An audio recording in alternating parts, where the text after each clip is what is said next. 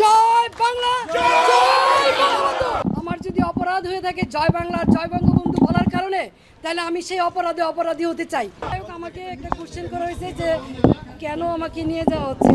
কোশ্চেনটা আমাকে সাংবাদিক ভাই করলো, আমি ঠিক জানি না কেন আমাকে নিয়ে যাওয়া হচ্ছে। তো যেহেতু আমার এখানে প্রশাসন এসেছে এবং ওনারা বলেছে যে আমার বিরুদ্ধে ওয়ারেন্ট ইস্যু করা হয়েছে, যদিও তারা আমাকে ওয়ারেন্ট ইস্যুটা দেখাতে পারে নাই, কিন্তু আমি আইনের প্রতি শ্রদ্ধাশীল হয়ে আমি তাদের সাথে যাচ্ছি। আমি দুঃখ প্রকাশ করছি যে তারা রাত্রেবেলা এসেছে, আমি রাত্রেবেলা বেরোতে চাই নাই, তারা সারা রাত আমার এখানে ছিল প্রশাসনের লোকজন। এই জন্য আমি দুঃখ প্রকাশ করছি যে আমি ওনাদের কষ্ট দিয়েছি। আপনারা দেখেছেন যে আমার মহল্লার লোকজন তারা এখানে সারা রাত অবস্থান নিয়েছে।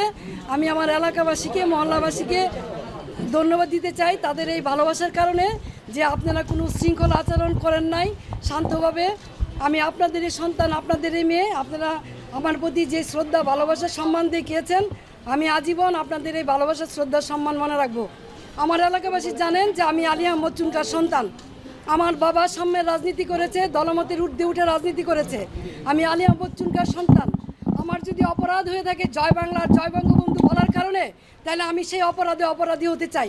এই জন্য যদি আমার বিচার হয় তাহলে বিচার হবে। কিন্তু নারায়ণগঞ্জ শহরে 21 বছর আপনাদেরকে আমি সেবা দিয়েছি। কোনো দিন কেউ বলতে পারবেন না যে আমি কখনো প্রতিহিংসা পরায়ণ হয়ে অন্য কোনো দলের প্রতি আঘাত করেছি, অথবা কাউকে আমি কোনো ধরনের বৈষম্য আচরণ করেছি। দলমতের ঊর্ধ্বে উঠে নিজের দলের ভিতরে থেকে তারপরও মানুষের কল্যাণে কাজ করার চেষ্টা করেছি। বিরোধ সত্য, মতভেদের সত্য, এই শহরের নারায়ণগঞ্জবাসীর জন্য এমন কোনো জায়গা নেই যেখানে প্রতিবাদ করি নাই। তৌকি হত্যা সহ সকল হত্যাকাণ্ডে যখন নারায়ণগঞ্জবাসী একদম চুপ ছিল, কেউ কোনো কথা বলে নাই, তখন আইবি আওয়াজ তুলেছে, এই শহরের মানুষকে কথা বলা শিখিয়েছে, অন্যায়ের বিরুদ্ধে প্রতিবাদ করা শিখিয়েছে। আজকে সেই আইবিকে কিসের জুলুমে, কিসের কারণে, কী কারণে গ্রেপ্তার করা হচ্ছে আমি ঠিক জানি না। কিন্তু যেহেতু আমাকে গ্রেপ্তার করা হচ্ছে, আমি নারায়ণগঞ্জবাসীর কাছে একটাই অনুরোধ করব, আপনারা যেভাবে আমার পাশে ছিলেন, আমার পরিবারের পাশে ছিলেন, আমার পাশে থাকবেন। আপনারা সকলেই জানেন 1 মাস হয়নি আমার ছোটো ভাই, অত্যন্ত আদরের ছোটো ভাই মোহাম্মদ আলী রাজা রিপনকে আমরা হারিয়েছি। আর সেই ভাইয়ের সুখ এখনও ভুলতে পারি নাই।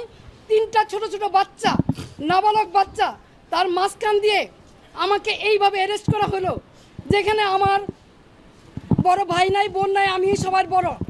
3টা ছোট ছোট বাচ্চা, এবং 1 মাস হয়নি আমার ভাই মারা গেছে, এবং ওদের মাও নাই। 4 বছর আগে ওদের মা মারা গেছে। এই অবস্থায় কি কারণে? আমি কি কোনো জুলুমবাজ? আমি কি হত্যা করেছি? আমি কি চাঁদাবাজি করেছি? আমি কি নারায়ণগঞ্জ শহরে এমন কোনো রেকর্ড আমার আছে যে আমি কোনোদিন কোনো বিরোধী দলকে আঘাত করেছি?